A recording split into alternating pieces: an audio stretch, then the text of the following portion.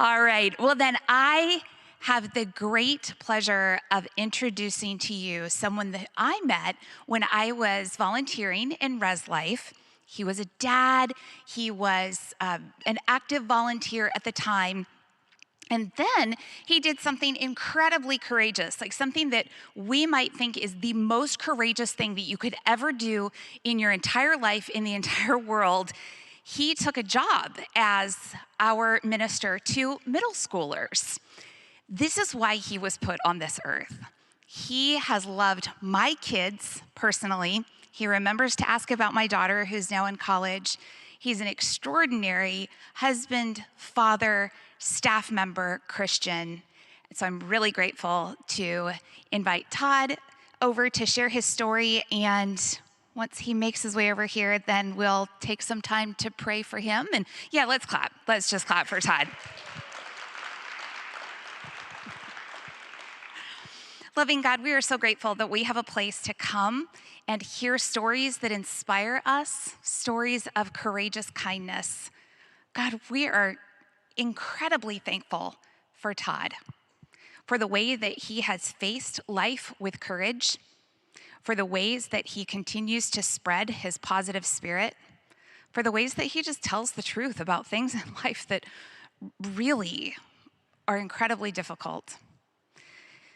God, as he speaks tonight, let him speak into our hearts a word that we can take away from here and offer to someone else to make the world a better place.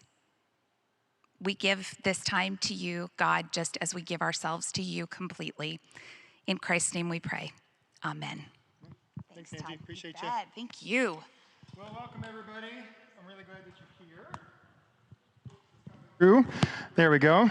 There'll be people straggling in. There's some high schoolers that are over serving that will be coming over from middle school to be a part. Here comes a few of them walking in. So if you see somebody, just wave them on in. We're glad you're here. Hey, if you're online, we're really glad that you're here, that you're joining us in the middle of the rain. What we know in our season of COVID is that the way we communicate and the way we connect has become radically different. So we're glad that we can be here in person, and we're also glad that we can connect online. Once again, my name is Todd Davidson. I am the middle school director here. So what does that mean? 6th, 7th, and 8th graders here at this location. So that's 11 years old up to 14 years old are my responsibility. When I share this with most people, they have this look of fear on their face. Sometimes they do like the suck wind. They're like, why would you ever do that? Like, that sounds terrifying. And here's the deal. Yes, it is terrifying. That is absolutely true. But for whatever reason, God has made me in a way that I actually really enjoy middle schoolers. I enjoy leading them. I think their jokes are funny. My fart jokes don't fall on deaf ears. They actually laugh at them, you know. So I think I'm just a 45-year-old middle schooler, and most people that know me well would just, yep, that's absolutely true. So I'm excited to speak here today. So 2 weeks ago, there was a lady that shared, her name is Mindy Corcoran. Has anybody heard about Mindy Corcoran before? So some of you are here. Mindy lost her husband, her dad and her son to the shootings of Jewish Community Center. And since that time has just been an amazing voice for peace and for healing and for kindness, and has launched all kinds of books and initiatives within that. So you can go back on YouTube and watch her speak. It's super powerful. What I love about Mindy is she's so convicted about what she is doing with her life now that like Pastor Adam doesn't even get a word in. So they sat up here and Pastor Adam would like try to butt in. She's like, no. And she would like keep on talking. And I love that when anybody can put Pastor Adam in their place. I think it's fantastic. And then last week, a young woman named Anna, who was paralyzed as a high schooler during a gymnastics accident, shared her story. And it's just amazing, like her positivity and outlook on life and what she is called to do now with her world is just fantastic. One of the takeaways I saw by watching it is just her helping us how to engage with those that are of disabilities and how to honor them. And then in the worlds that we have decisions, like how to see the world in a place that we can make it a better place and a more inclusive place for those that are disabled. So fantastic. That's on YouTube as well. And so then they asked me, and I'm not real sure why they asked me. I think it was a weak moment passing in the hallways. They're like, hey, Todd, we have this great thing going on. We'd love for you to speak. I'm like, oh, sure, I love talking. No big deal. And then I looked at the lineup. I was like, wait a second. Like, what do I have to offer to like this narrative of these two unbelievable human beings and their story and how they're changing the world? So I'll be honest, for a month, 6 weeks, I've been wrestling with this. Because here's the deal. Normally I'm over there. I'm across the street. I'm with the middle schoolers. The messages that I share there are like 10 minutes max, because let's be honest, they start throwing food at me at that point if I keep talking. So I'm like, how in the world am I going to communicate for anything over a half hour? And they're like, that's really an hour, Todd. I'm like, nobody wants to listen to Todd for an hour. But as I started writing down ideas and I just started like digging through what my journey has been like specifically for the last 9 months, I'm like, my goodness, God has shown up in so many ways over and over and over again. And tonight we're not going to speak about like God sending down like angels from heaven saying, fear not, right? We're going to speak about the angels that God uses of speaking through other people. And as we share our stories and we open them up about the things that we're uncomfortable about, that we're sad about, that it opens the ability for people to actually care for us. So if you don't know me, I come from a long line of DIYers, do-it-yourselfers. Everybody wave to my father, Gary, over there, and my mom, Shauna. And you can just keep going. Like this is my next mother, right? Sheila and Gary. They come from this long line of DIYers yourself as well. And this is not a bad thing, right? Hard workers that have done a lot with their lives, and I am who I am today because not only my parents, but the community that has raised me and has taught me how to work hard, how to take care of people, and to make things right when they need to be right. And many of us come from that line, right? We know these things. But where it can get us sometimes is we don't allow other people sometimes to help us in those situations. And I'm one of those folks. My wife is here as well, and she'll probably nod her head all through this evening of like, how about you ask your dad to help? And I'm like, how about you ask your friends to help? I'm like, how about you ask your sons to help? I'm like, and there's no reason I don't ask them. It's just my own stubbornness and silliness that I don't allow other people to help me when I'm in need. So tonight's going to be a lot of those stories of these moments that I allowed people to step in, that allowed them to be a part of my journey, and kind of what has come from that. So I shared a little bit about my family, but here's a photo here. This was recently. My sister got married. Congratulations, Brooke. And so here's my mom and dad, and then my sister and her new husband, Michael. We are so lucky to have him in our family. My beautiful wife, Lindsay, in the pink there. And then me in the only suit that I could find to fit into that day, so not looking too bad.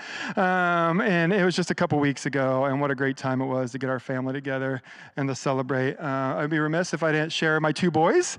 They're both in high school now. Liam in the flag shirt there is a junior at Blue Valley High, and Wyatt's a freshman at Blue Valley High. And they are amazing young men. Super proud of them and who they are. They're actually leading worship over in the student center right now. And so they might scoot in here in a little bit. So give them high fives and hugs when they come over this way. We were long into COVID season. We had been doing youth ministry on YouTube, which is really interesting. I love students, but students and screens aren't exactly their best place to be. So we attempted to do youth ministry through COVID, but everybody was going through it. We've all had things that we've taken away from that, good and bad, that were hard and that were easy. About midway through COVID, Lindsay actually had a pain one morning and woke up. Lots of pain. We took her in the hospital, doctor, and she ended up having an oversized ovary that we removed that was causing her pain. Great surgery. People were awesome. Went really, really well. And then realized that it was cancerous, and so went on with a full hysterectomy for her.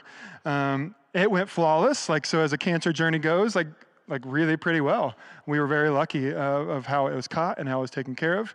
And we were like, whew, man, COVID plus a cancer thing, we've had it, but we're very grateful that we're at and that she's very healthy.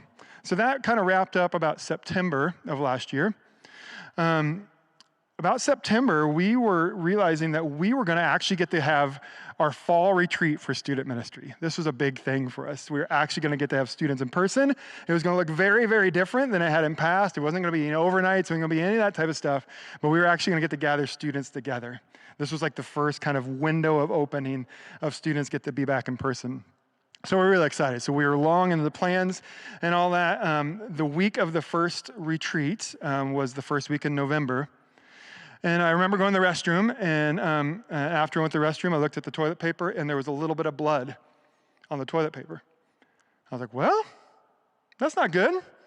But, I mean, it happens, like I'll get checked out. The thing is my family has history of this.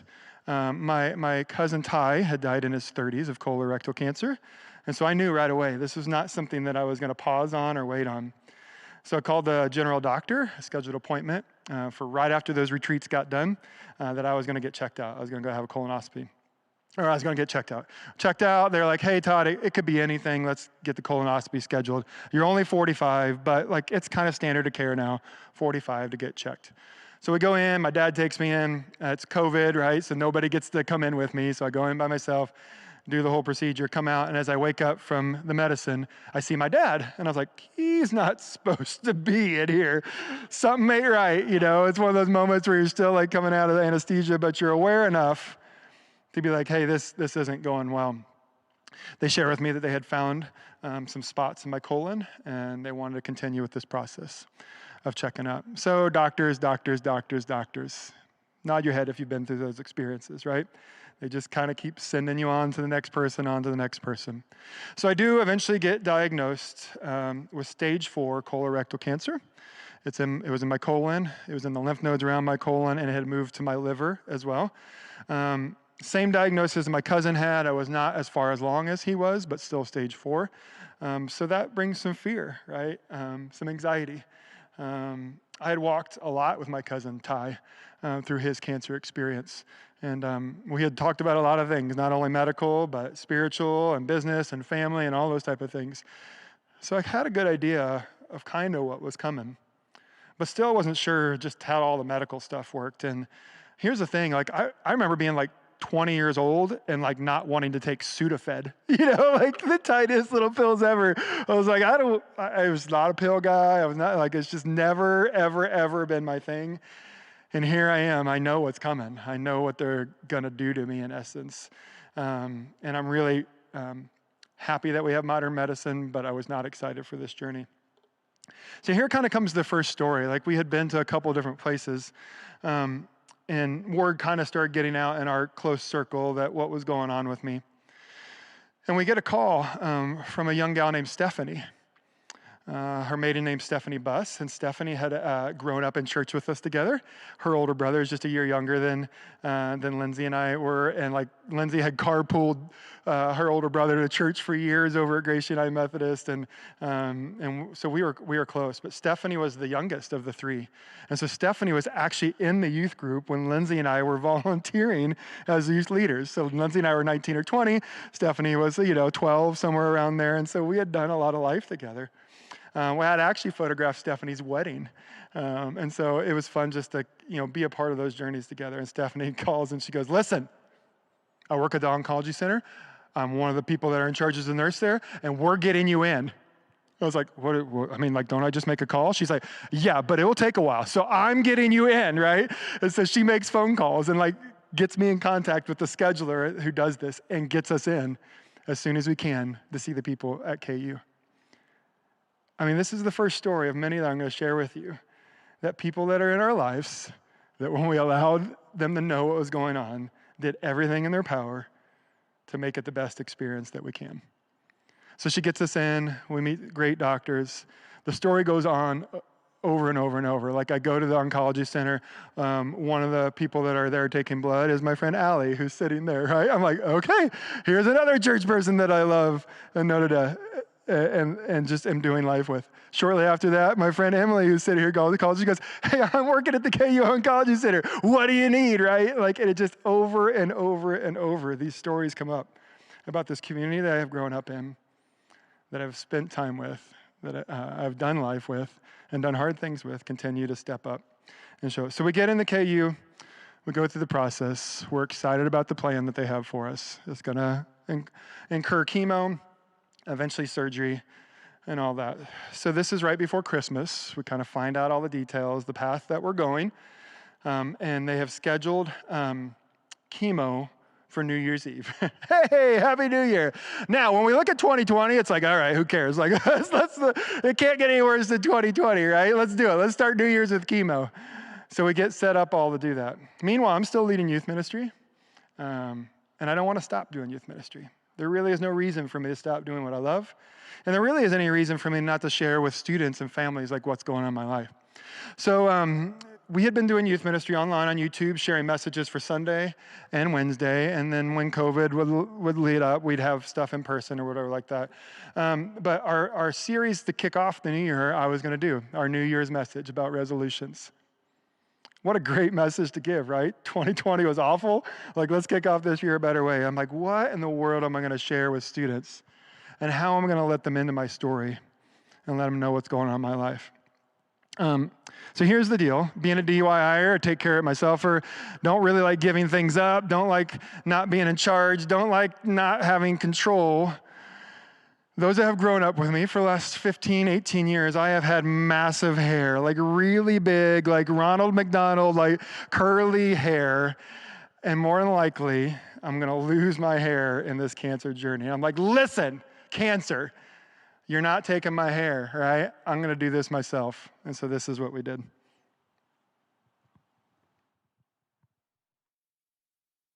Started thinking about that, specifically in my journey with cancer. Like, what are the things that I can control? Something that's going to be really tough for me that I've been thinking about with cancer is that, like, I'm more likely going to lose. So what can we control? And so I started thinking about that, specifically in my journey with cancer. Like, what are the things that I can control? Something that's going to be really tough for me that I've been thinking about with cancer is that, like, I'm more likely going to lose.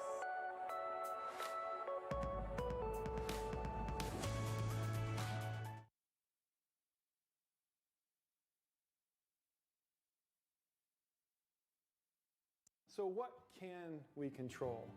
So I started thinking about that, specifically in my journey with cancer. Like, what are the things that I can control? Something that's going to be really tough for me that I've been thinking about with cancer is that, like, I'm more than likely going to lose my hair because of the chemo and the radiation stuff that I'm going to do. But here's the thing. I can control that, right? I mean, it's just hair. Like, it will probably, maybe grow back, but I am not going to let cancer control, like, my hair choices. I'm going to take control of it myself. So, are you ready for this? The hair's gonna go. So, I'm just gonna start shaving here. I've got my boys here. They're gonna help me shave this as well. So let's see how this goes. Like, where should I start? Just like, we'll go with the sides. Just go down the sides. Oh yeah. Oh boy. Oh, that's a lot of hair. Oh boy. So we'll just keep going here. I'll see what I can do, and then I'll have my boys clean it up. Oh my gosh, I haven't had my hair this short in a long, long time.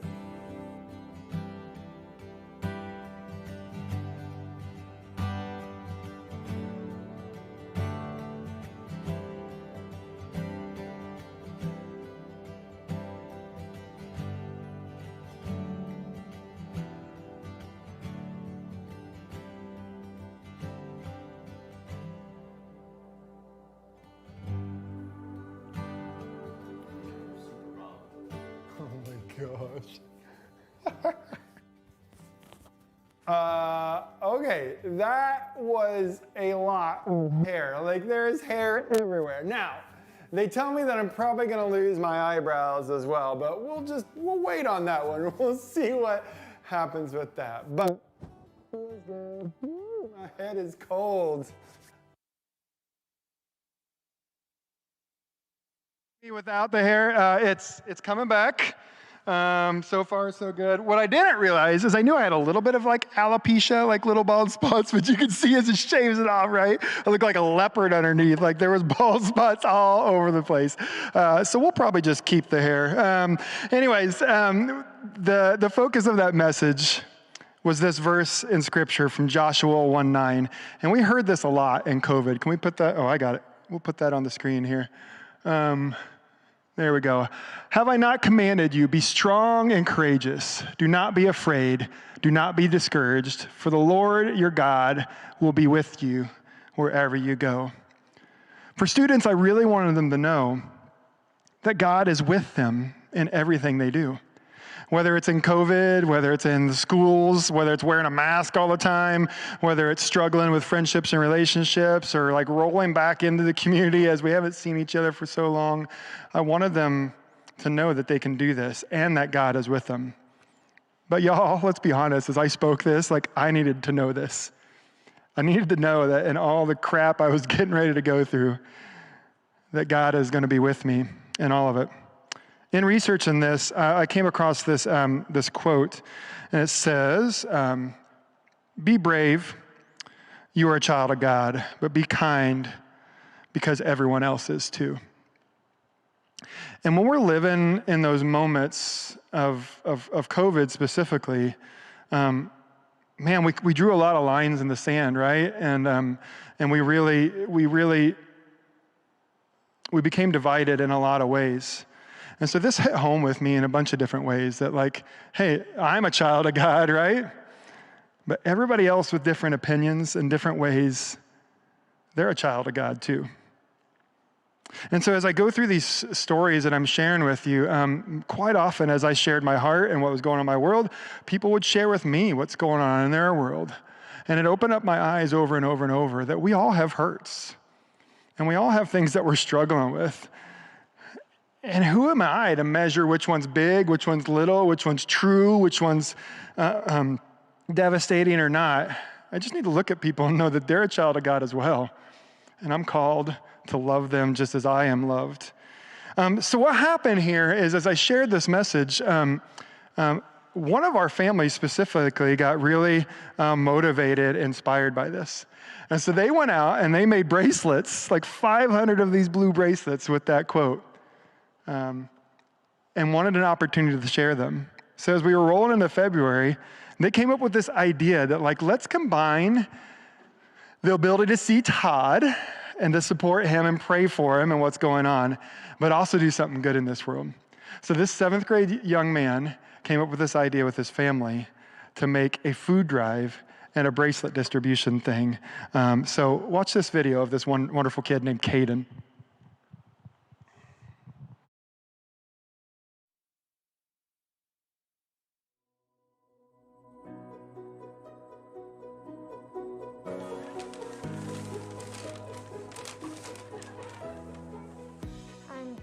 And I'm in 7th grade. Our kind of slogan is Sack Hunger and Sack Cancer for Todd Davidson, who has cancer. What we did was we ordered like 500 of these bracelets and packed them into little plastic baggies that have a small prayer card in them and the bracelet which says, be brave because you're a child of God and be kind because everybody else is too. And we're trying to get all this food for people in need so they can pay the bills and put food on their table instead of choosing which one to do.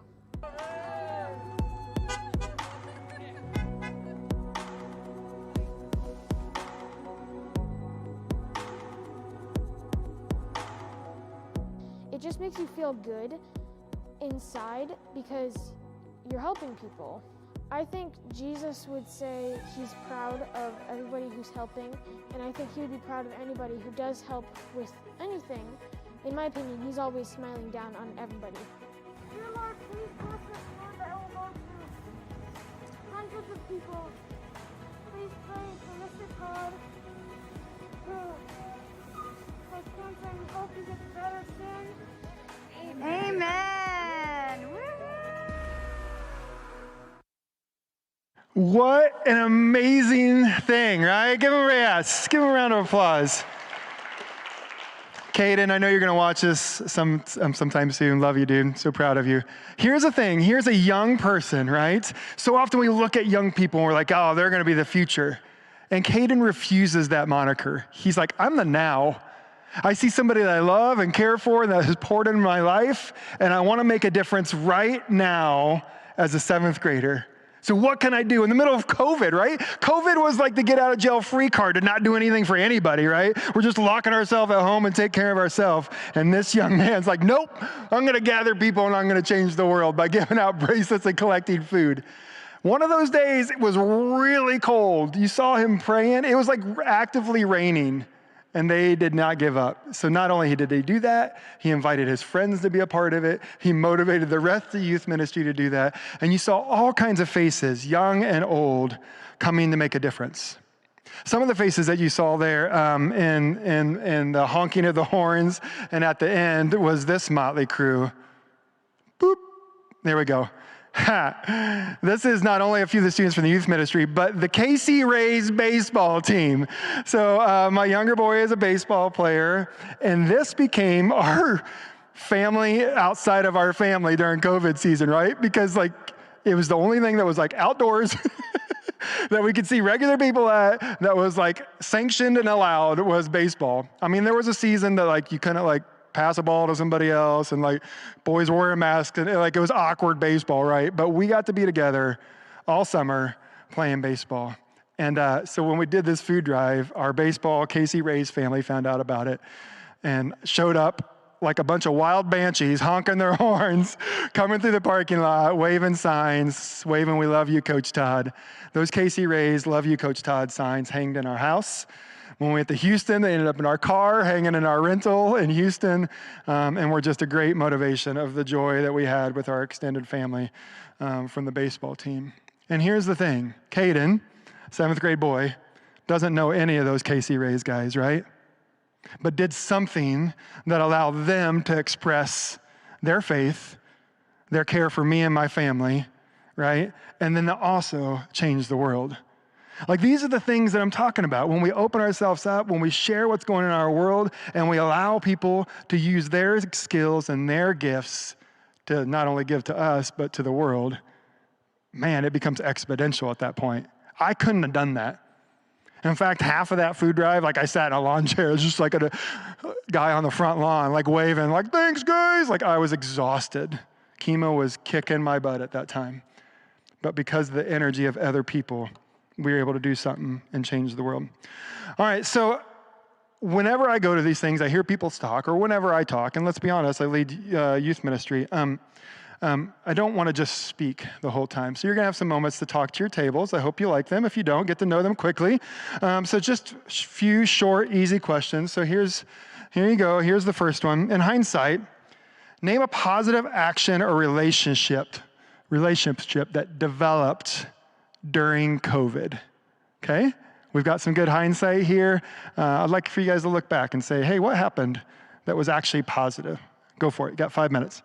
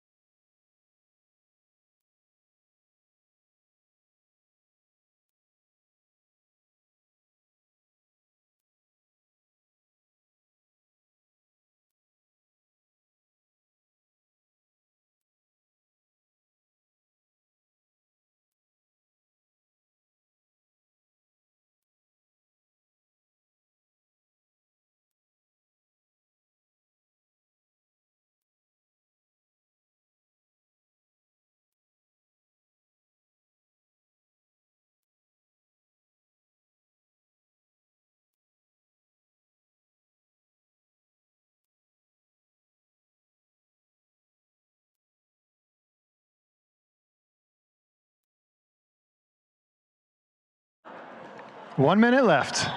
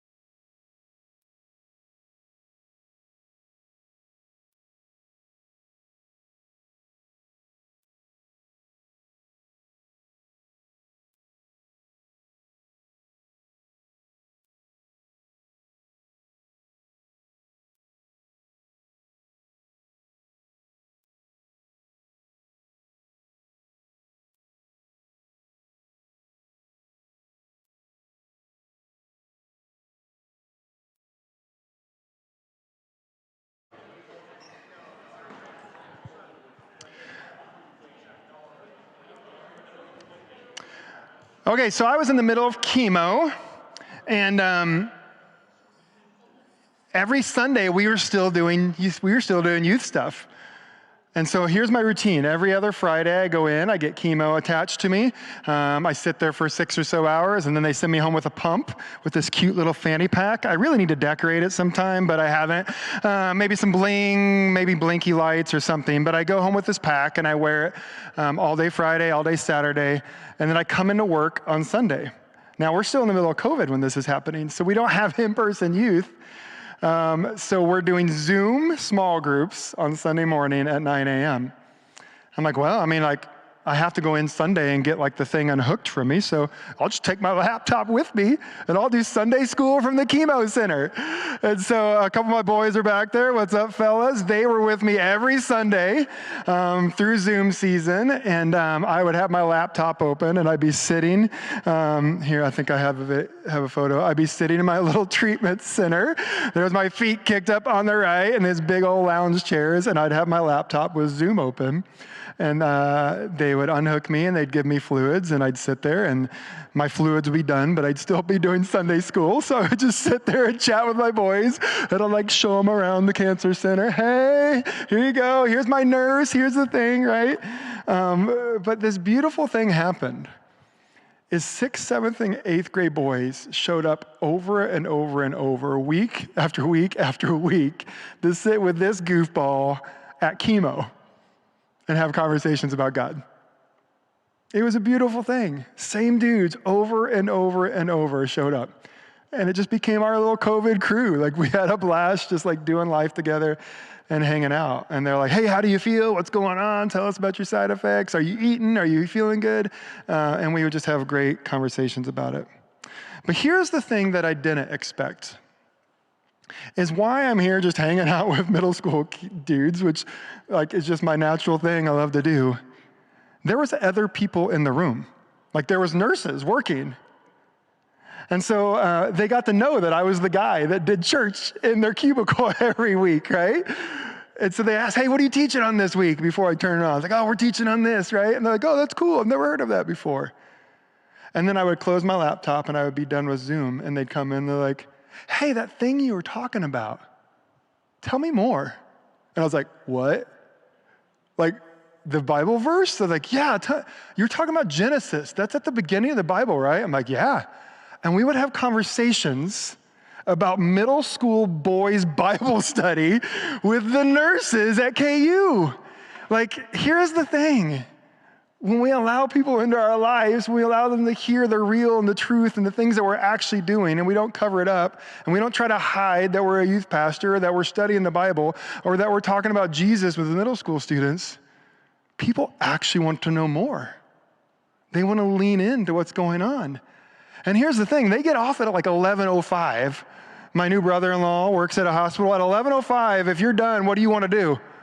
You want to go. You want to get out of there, right? At 11:20, we're still having conversations about God in the middle of the cancer center. How cool is that? So one of the relationships I developed is with this wonderful young nurse. Her name's Abby.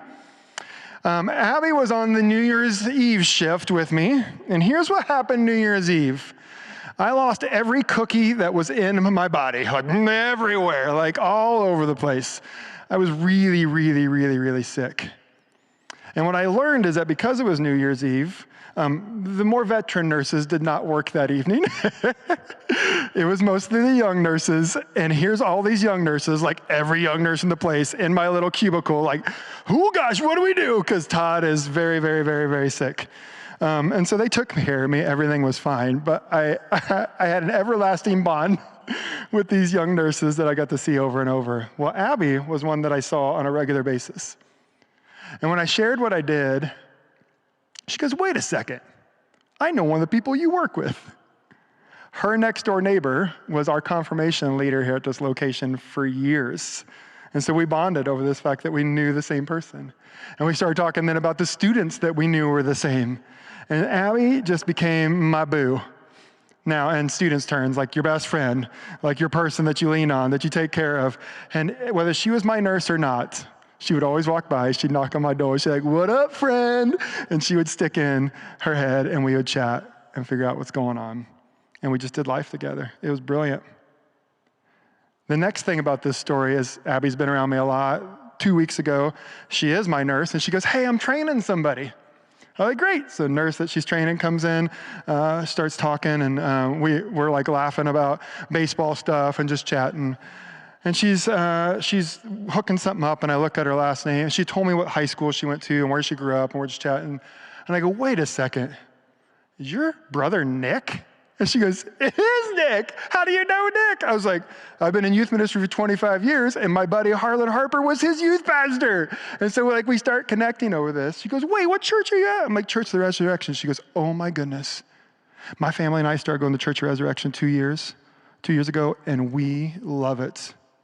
We have never felt so loved and cared for and felt like we're learning more about God and about the Bible than ever before. I'm like, Kansas City's small, let's be honest, right? Like, we all know each other at some point. But God continues to put these connections in my life during this season of people that I share what I do with and what I care about and what's going on in my life, and shares these connections. So here's the next question for you. Who do you see on a regular basis that you can open up to so that God can show you something through it? So for me, it's been my nurses. I've just learned, you know what? If I just open up a good conversation and share exactly what I do, because let's be honest, I'm not my best self. Like when I'm on chemo, like I really don't want to talk to people. I really just take a nap and go to sleep or watch YouTube or whatever. But I've discovered that if I can just take a moment and ask a question or share what I do, that people want to do life with me. So who's in your regular world right now? Turn and share with each other that maybe you can open up and maybe do some more life with by being vulnerable and sharing something. 5 minutes.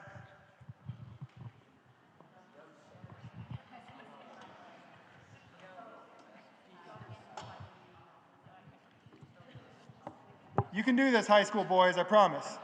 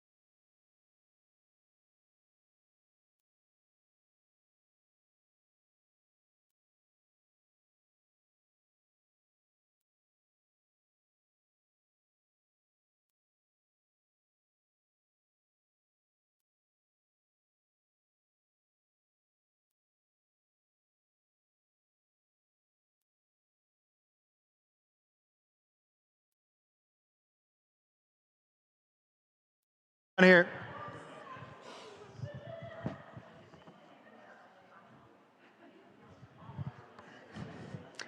Okay, maybe a little harder question, a little while longer to get going there. I went back and helped my high school boys. I gave them the answer. The answer was their mom.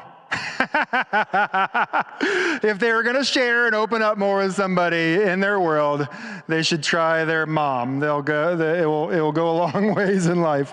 Something I've struggled at, boys, that I've learned as I've grown up to do better at. Okay, so as I first got diagnosed and everybody in the world knew what was going on in my world, it became a challenge because then everybody wanted to do something, right? They wanted to help.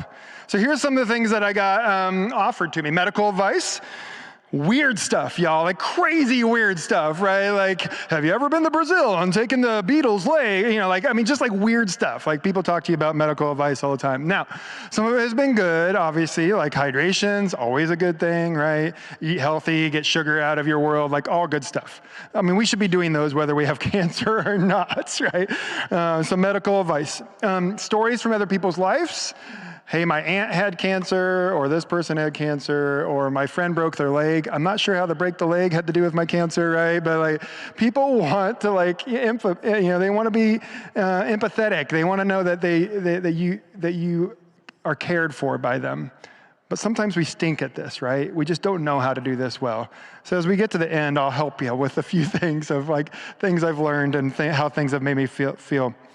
Lots of blankets, like dozens and dozens and dozens of blankets. Now, to their credit, the cancer center is freezing cold. Like it is so cold all the time. I don't know why they make it so cold. But even like in the dead of the summer, man, like it's like 12 degrees in there. So blankets, yes, are a good thing. So thank you for all those that provided blankets. That I have ones with sayings on them and frills and handmade and all kinds of blankets. So we will not go cold. Thank you. Beanies for my new bald head because it was in the middle of January and February and they were lifesavers. I'm a hat guy. Like I like wearing hats. And so now I have a new collection of hats, which means that we need to find a new basket to put the hats because we're not really organized in our home. This is my fault, not anybody else's. So now we have like this type of hat basket and we have a beanie hat basket and then others. Lots of hats and we have boys and so there's hats everywhere. And then water bottles because to stay hydrated. So like, there's the new style that like you have to like be a weightlifter to carry around because you're carrying around 12 gallons of water a day and they have like marks on them. So I have some of those. I have metal ones. I've put stickers on some. I have probably lost more bottles than anybody in the world. I leave them everywhere now because of chemo brain, and I'm supposed to have them everywhere. So, and I really do want to save the world, so it breaks my heart that I'm drinking plastic up here. But if I lose this one, I don't feel devastated because somebody close gave it to me and I left it behind. So just all kinds of things that they wanted to help. And so I had to figure this out. My wife and family and I, we had to figure this out. Like how do we understand that everybody loves and cares for us and that we are very blessed and lucky to do that? And we've grown up in Kansas City our whole life. Our whole family is here. The churches that we've lived in, the schools that we've gone to, the businesses that we've owned, like they're all here and all these people want to care for us, like entrepreneurs, like pastors and former students of mine and former parents of students that I led. And I've been doing youth ministry for 25 years. That's a lot of lives that I've been involved with, and I'm so grateful that I got to do that. But now it's our turn. You've served us, and now we're going to serve you. So we had to figure this out. There's this wonderful, technology is not all bad. There's this wonderful app called Meal Train. Anybody done a Meal Train before? Thank goodness for Meal Train, right? Lindsay and I are not cookers, but we are eaters. And so we do love eating. We have 2 high school boys, so food does come and go real fast. And 2 of our friends took the lead on this and said, we want to do this for you because you have to give some place for somebody to care for you. And they want to do this. And meals are just the love language of most folks. So let them do this for you. And so they were brilliant. They're like, put coolers on your porch. You don't even have to talk to them, right? They can roll up. They can shove the food in your cooler and send you a text that's there. They can send you Grubhub cards. They can give you gift cards, whatever. Let them serve. And the moment we kind of let that gate open, it was a brilliant and beautiful thing. We've had food that we've never knew existed. We didn't know that our good friends knew how to cook, and it has been a blessing to us. There is never a food shortage in our house. And that's just a brilliant thing, right? To wake up and to know that your friend cooked you 40 breakfast burritos that are frozen in your fridge, right? Like, what do you want today? Breakfast burrito. All right, breakfast burrito, right? Like there's just always food. And that has helped us in our days where I'm just not feeling good, or Lindsay's working until 6 or 7 at night, or, like we're just exhausted from doing the things that a young family does. It was early in the spring that we didn't have a place to park our car in our garages because our garage was a mess. And a bunch of our friends just came over and tore our garage apart and helped us clean it up. And I was in the middle of chemo. I remember I'd come out, work for an hour or two and I gotta go back to bed. I'd go lay down. They're like, all right, good to see you. And they just did absolutely dirty, disgusting work in our garage. And it was brilliant. We've had friends and family drive our boys everywhere. Baseball games, church, work, all over. Thank you for all of you that have done that. And it's just over and over. You need a ride? You need a ride? You need a ride? Our kids feel like they're cared for at that point and that they can do the things that they love and care, and they don't have to wait on mom and dad to get there. My coworkers here have just been absolutely amazing. They've just been brilliant. The church has been brilliant. The benefits that the church provides has been brilliant. And so those things have not been an issue. Old youth group kids. My friend Kevin, standing in their back, that's just Kevin. That's what he does. Kevin and I led youth ministry at Grace together. His kids are now adults now. One of them's does disaster relief, and they're now adults, and they've brung me multiple meals. We had a picnic outside and sat together and did meals together. What? How am I old enough that youth group kids that I led now have wonderful jobs and can afford to make me meals and drive them out to my house and care for me? What? What world are we living in? This is a brilliant thing that has happened. Our old neighbors, our old friends that have been around, our old church, many of them are here tonight. Have just loved us. And this looks a lot of different ways, friends. It's text messages, it's prayers, it's cards that they send us. It's not huge extravagant things, but they just continue to show up. Old clients, Lindsay and I have both owned businesses, and they'll get together and just make huge baskets of things. There's a nonprofit that I've done a bunch of video work for over the years, and they realize that there's tons of nonprofits that do specific things, but there wasn't a nonprofit that just within a day can react and fill a need. And so what they did as a company, they started just gathering money every year, and anytime they heard of a need, they went to a board, and within a day, they can make a decision and do that. And I was like, this is really cool, right? So, there's just moments in people's lives.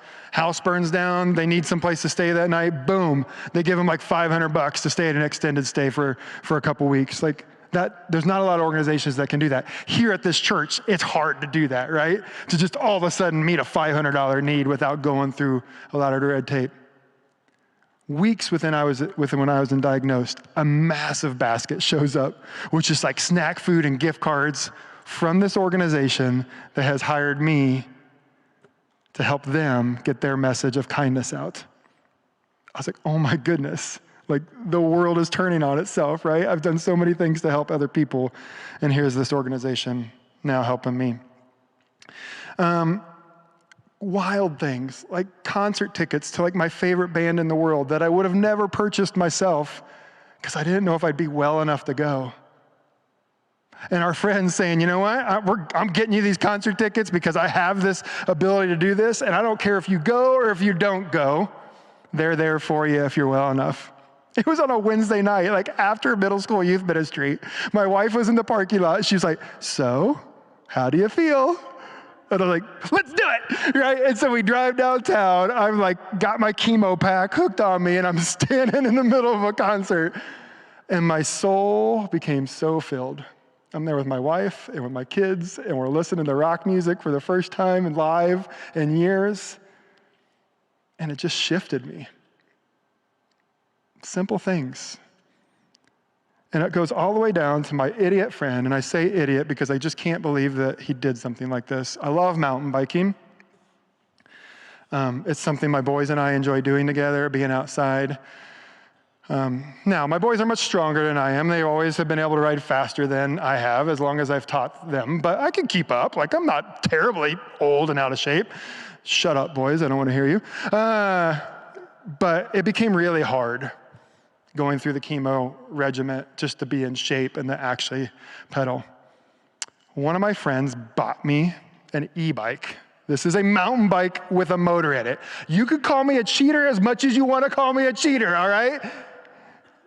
But this was a brilliant gift that allowed me to do something that I love with my boys outside, to get in shape some more, to have some sun, some wind, and I love it. I love it. I carry it in my car all the time.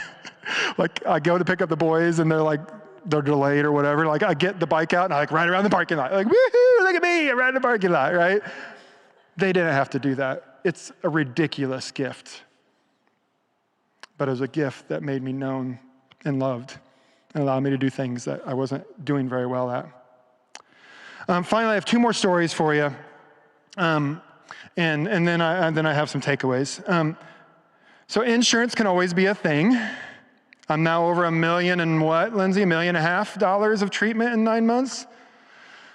Over $1 million for sure. Ridiculous. It's too much. It's too much, right? I'm glad I'm here. I'm happy for modern medicine. But things can get sideways sometimes, right? So MD Anderson and Humana, so MD Anderson is where I've been going for my surgery and a lot of my treatment, got in a battle. It happens, right? It's business. It happens. And we got a letter that MD Anderson was no longer accepting Humana insurance. It happens. I get it. But when you're going through cancer, you're like, okay, now what, right? Like, I don't know how to battle this or any of that type of stuff. So within within hours, we realized and remembered that one of our lifelong friends, goodness, they've been a part of my parents' lives for 40 years or more, 50 years, Dad's pointing up, 50 years. Her name's Wendy. She's a rep for Humana in our area, and she calls us, she goes, don't you worry, I got this. I'm like, okay, what does that mean? She's like, I said, don't you worry, I got this. I'm like, okay, right? And like one phone call, she's like, we're gonna take care of this. We're escalating this to the highest place we can escalate it, and it's gonna be done. Like these things happened, and it's gonna work out. And I'm like, okay. I'm a youth pastor. I don't know anything about insurance. Like, okay. And lo and behold, she did it. She did it. I don't know how. Like, I don't need to know how, right?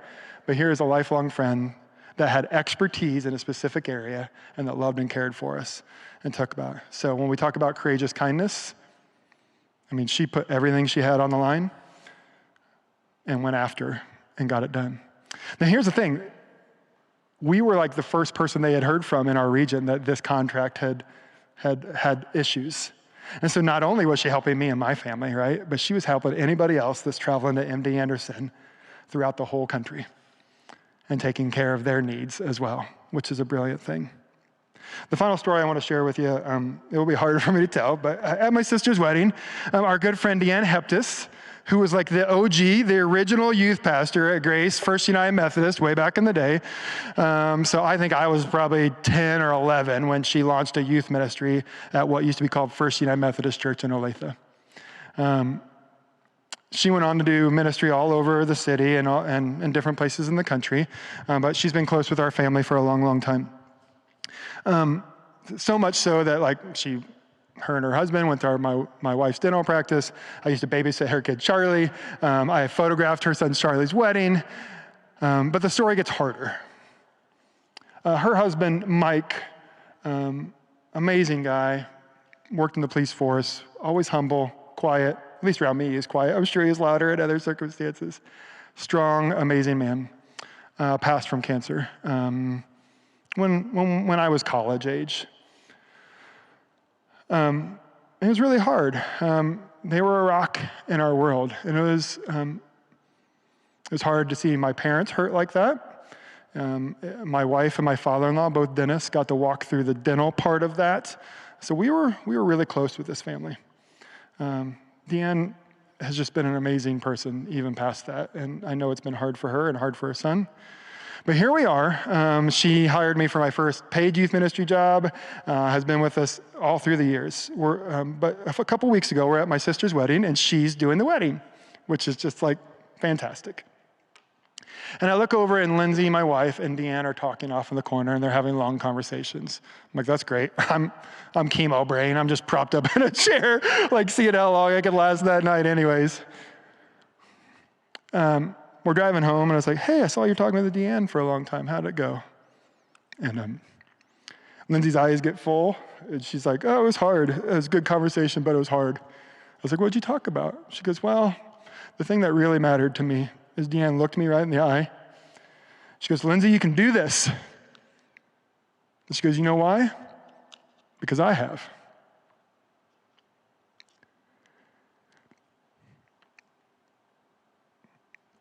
Simple words, right?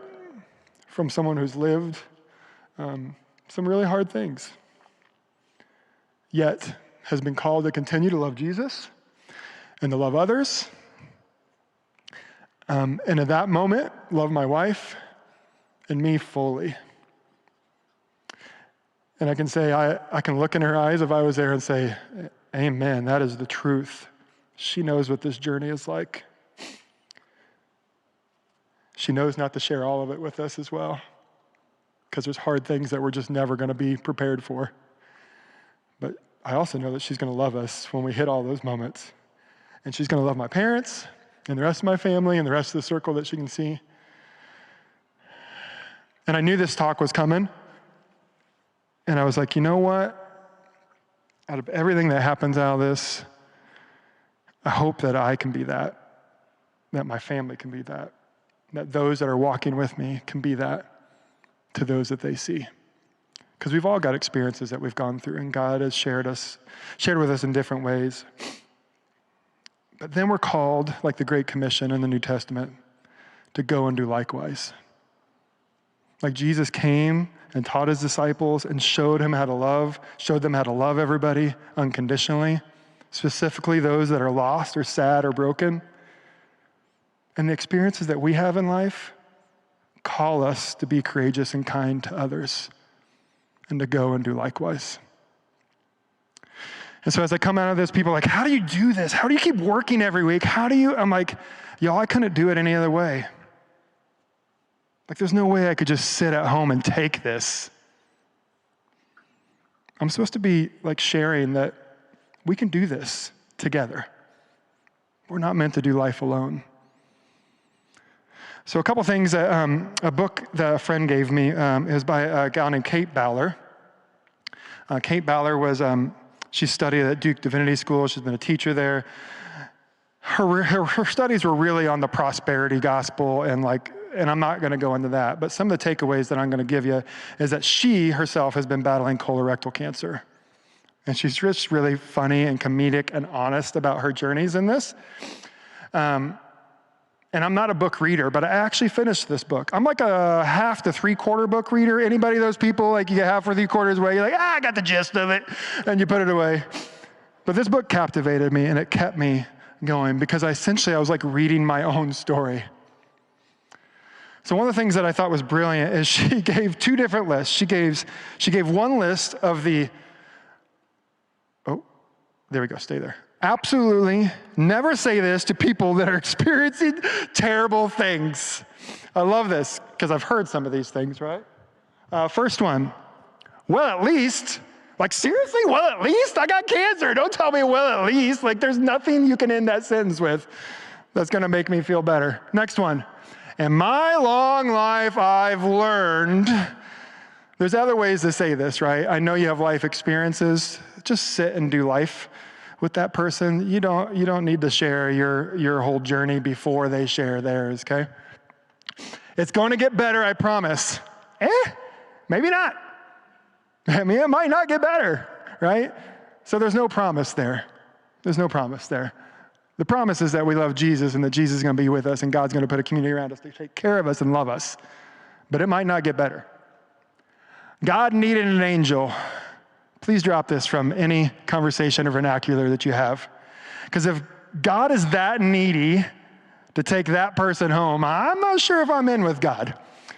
And what I know is this is not true. Things happen, tragic things happen. God didn't do it on purpose. Everything happens for a reason. Kind of same thing as an angel, right? We don't know the reasons, but we do know that God is with us, like what it says in Joshua. I've done some research and I've had these conversations, right? Like weird bug I should eat or something like that. Like I'm not eating bugs to cure my cancer. I'm sorry, not gonna happen. When my aunt had cancer, here's the thing, there's like a billion different types of cancer, right? And it goes all different directions and all different treatment. And the cancer treatment my cousin had 5 years ago is radically different than the cancer treatment I have now. And thank God for that, amen? Right? Like things are changing and evolving all the time. This is fantastic. I'm glad modern medicine is doing this, but all our cancer stories don't line up together. So how are the treatments going? And the next part is really like, how are you really? I'm pretty open, as you know, I'm pretty extroverted. I'm going to tell you what I think. If I haven't shared with you how I'm really feeling, I probably don't feel safe right now about telling you how I'm really doing. So how I'm really doing right now, friends, is I carry a bottle of Imodium in the side of my backpack at all times because you just don't know with cancer treatments. Is that the really that you want to know? So I appreciate that folks really want to, they do really want to care. I appreciate that. Just be careful with your words and how you get there. But this might be more helpful. Next step. Things that you say to people experiencing, things that you do say that they're experiencing in hard times, okay? I'd love to bring you a meal this week. Can I email you about that? Yes, I love eating. I'm eating great. Look, I haven't lost any weight during cancer. Bring it on. Like, let's eat more together, right? I might actually invite you to stay and sit outside and eat together. Like I said, food is great. You are a beautiful person. Not many people say this to me, but I'll take it, right? Like, I mean, anytime somebody thinks that you're handsome or beautiful or kind or funny, like, man, like it will make your day better no matter what. I'm so grateful to hear about how you're doing. Just know that I'm on your team. Here's the difference, right? Of how are you really doing? This is a much more influential question. Because you're not needing anything from me. You're just saying, I'm with you. I know it's hard, and then I'm with you. Can I give you a hug? Absolutely. COVID, take a hike. Like, come on, bring the hugs on. I'm wearing a mask. We can turn our heads away, whatever. But I think hugs will save the world. Oh, friend, that sounds so hard. I love this.